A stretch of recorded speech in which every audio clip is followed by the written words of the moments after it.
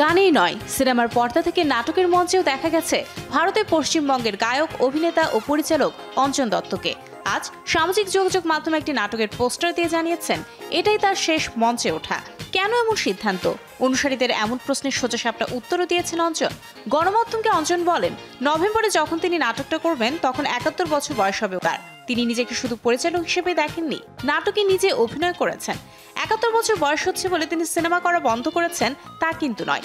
মঞ্চে দাঁড়িয়ে গানের শো করছেন অনেক, কিন্তু নাটক করতে গেলে শারীরিক দিক থেকে যে পরিশ্রম করতে হয় সেটা তিনি ৭১ বছর বয়সে করতে পারবেন না বলেই এই সিদ্ধান্ত তার।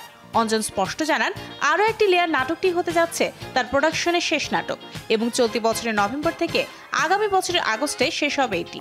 এর মধ্যে কোথায় প্রদর্শনী হবে সব বিস্তারিত পরে জানাবেন বলেও জানান তিনি।